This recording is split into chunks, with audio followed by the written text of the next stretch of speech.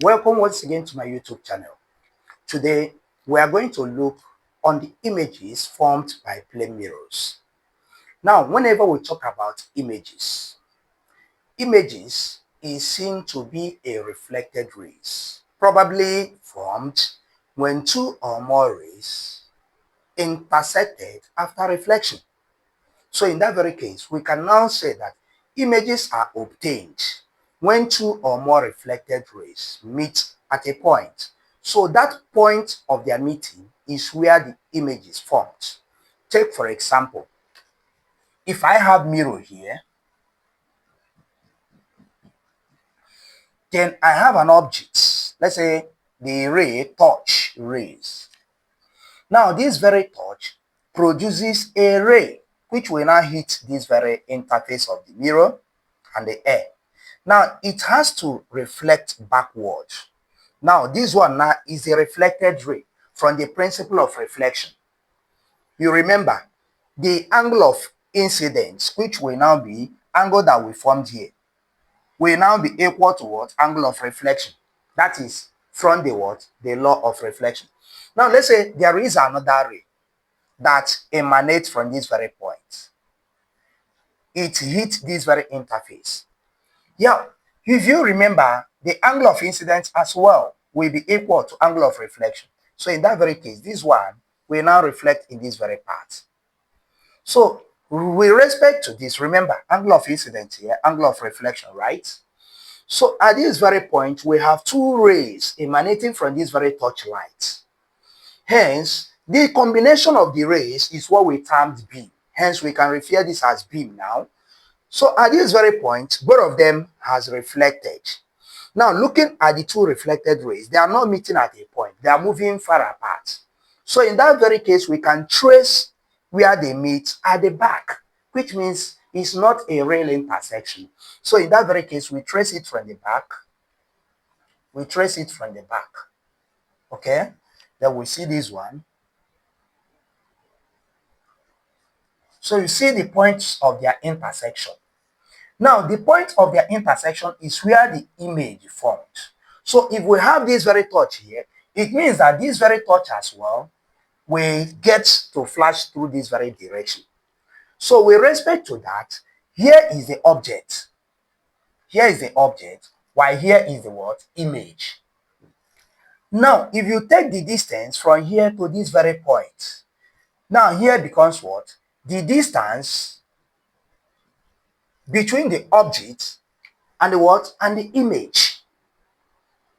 Now, the distance measured from this very mirror to this very point, if we have it as image distance, then again, the distance measured from this very point to this very point is said to be what? Object distance. Now, there is one thing you should bear in mind under the images formed by plane mirror. Hence, gives us what? The characteristics of images. So the characteristics of images formed by plane mirror. The characteristics of images formed by plane mirror. One, the image is of the same size with that of the object. The image is of the same size. Is of the same size with that of the object. Now, what do I mean? The size implies the distance from the mirror will be equal with the distance. The distance of the object from the mirror will be equal to the distance of the image from the mirror.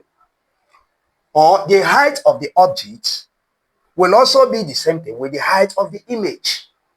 So the size implies the distance from the mirror and also the height of the object. So if you are standing before a mirror, your distance from the mirror will also be the same thing with the distance of that very image from the mirror. And again, the height of you before the mirror will still be the same thing with the size of the image at the back of the mirror. And looking at this again, you will observe that the image forms at the back of the mirror. The image is not a real image. Hence, we term it what? A visual image. So image formed by plane mirror is what? Is visual. So image formed on a plane mirror, image formed on a plane mirror is visual. You see, when something is said to be visual, it means it is not what? Real. That is what? Apparent image. It is not real. So if image is not real, it becomes a visual. So how do you know that image is visual? One, image is formed behind the mirror. But if image is formed in front of the mirror, it becomes real. And the two, image cannot be caught on a screen. That makes it to be what? Visual. But if it is image that can be caught on a screen, it becomes what? A real image. So it is visual because it cannot be caught on a screen. And the two, the image forms behind the mirror. The image is laterally inverted. Image formed by plane mirror is laterally inverted. Now, I term this very one as side inversion. If you are standing before the mirror, if you are eating with right hand, your image in the mirror will be eating with left hand. That means you will now be laterally, that is side inversion. You will now be reversed such that your left hand now seems to be your right hand, while your right hand now seems to be your what? Your left hand. Are we there? So again, the image formed by plane mirror is always erect. So image formed by plane mirror is always erect. So this erect means upright. It's always upright. When you have a ray image is normally known by it being downward inverted. But when image is upright, like here now, if the object is standing up in this very case, image will still be what? Standing up in this very case. So there is no way you will have the image or the image formed by plane mirror to be laterally inverted. That means maybe it now has its head down. In this very case, we said that this very one is inverted. That is the down inversion. While image should be what? Upright. So this is what? The same erect as that of what? Object. So image formed by plane mirror is always erect or upright. Now, let's look at the number of images of which a plane mirror is capable of forming when inclined with other mirror. The number of images formed by plane mirror. Number of images formed by a plane mirror.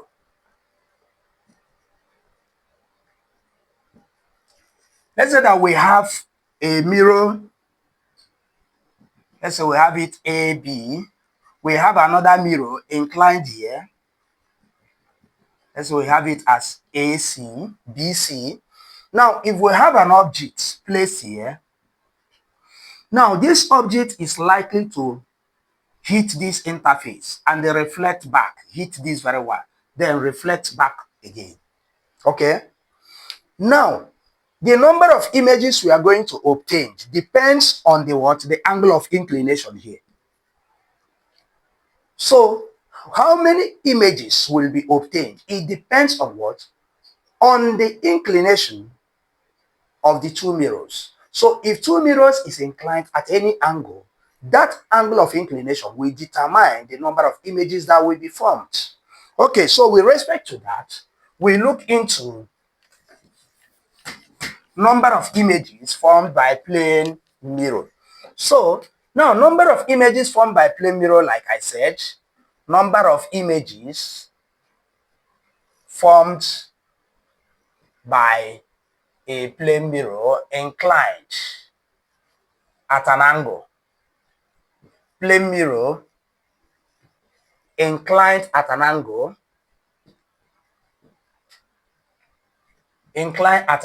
theta, let's say theta. So if I have a mirror here, this is the coated part.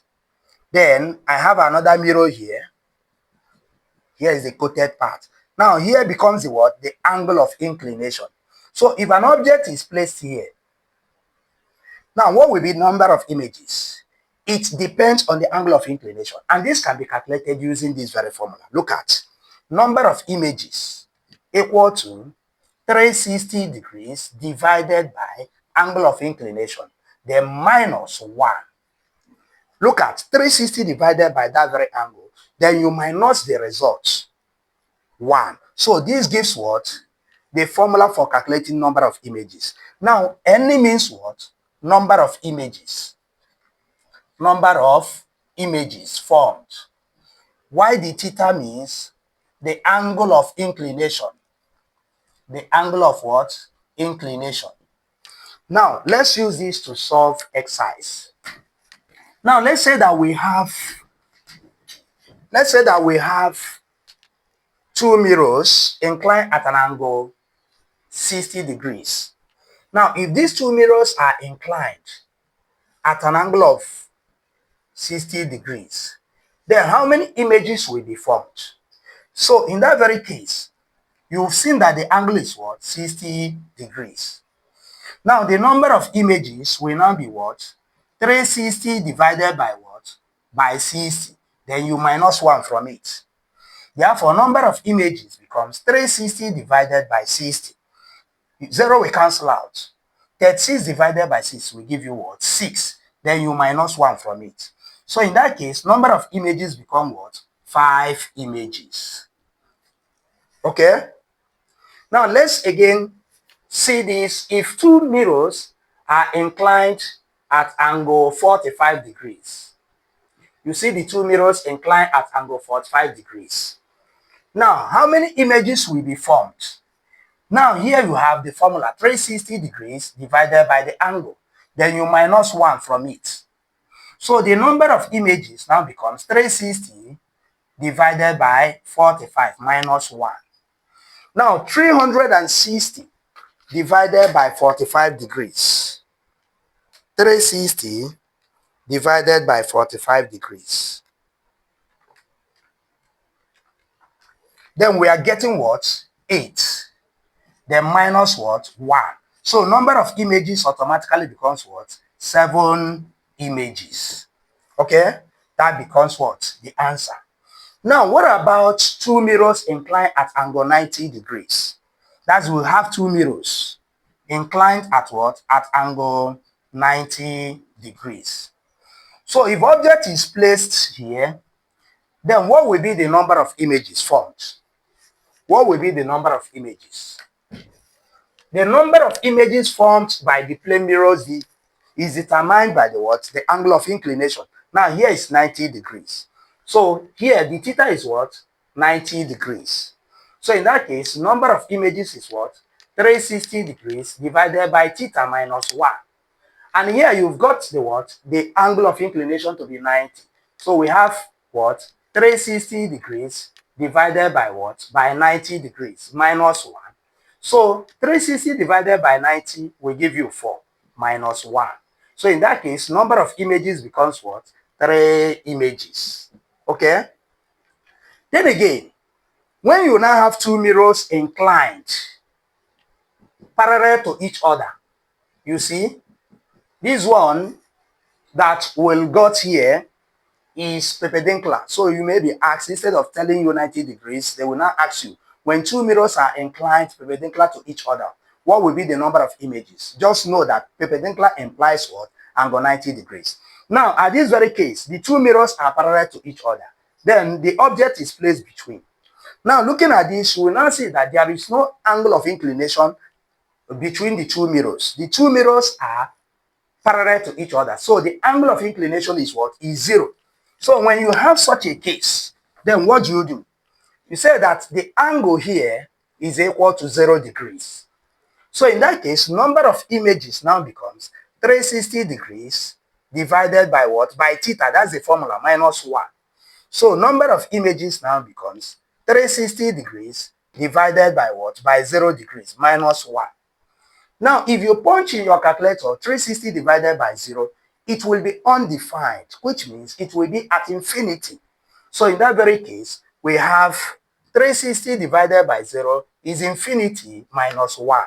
Something that is undefined, if you minus 1 from it, it will still be what? Undefined. So we have this. So we now say that the number of images is what? Infinity. That gives you the what? The answer.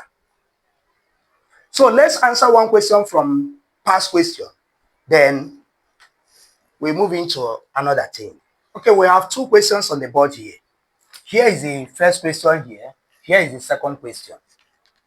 Now, from the first question, an object is placed 1.5 meters from a plane mirror. How far is the image from the object? Now, we have the objects. Let's say here is the plane mirror. That's solution number 1. Here is the plane mirror now. Okay. Now, an object is placed 1.5 meters from the plane mirror. Now, let's say we have the object here. Now, the distance from this very plane mirror is what? 1.5 meters. Now, how far is the image from the object? Now, if the image is here, let's say here is the image, while here is the object, right? Then the distance from the image will still be 1.5 meters, right? Now, the question says, how far is the image from the object? Here is the image, here is the object. So, what's the distance here? So, the distance will now be what? 1.5 meters plus 1.5 meters, which will now give you what? 3 meters. Or simply you said, distance is equal to 1.5 meter times 2, which will still give you 3.0 meter, because you know that object distance and the image distance, both of them are the same from the law governing the what? The image formation. Then the second question, the solution. Two plane mirrors are inclined at each other such that the angle placed between them has 11 images. Determine the angle of inclination. So with this now, we are given the number of images to be 11. Then we are now asked to determine what? The angle of inclination. Then if you remember the formula there, that formula says that number of images is 360 degrees divided by angle of inclination, then minus it 1. Now the number of images here is 11. We have 360 degrees divided by the angle of inclination, minus 1. Now, if this minus 1 should cross over here, it becomes 11 plus 1. 360 degrees divided by angle of inclination. 11 plus 1 will give you 12. Then we have 360 degrees divided by angle of inclination. Theta will multiply 12. We have 12 theta equal to 360 degrees. Divide both sides by 12. Then if you do that, the angle of inclination, 36 divided by 12, will give you 3. Then 0 here. So we have the angle of inclination to be 30, and that gives the accurate answer to be A. So if what we did was able to help someone out there, please do subscribe, share, and turn on notification for others to learn as well. See you on our next class.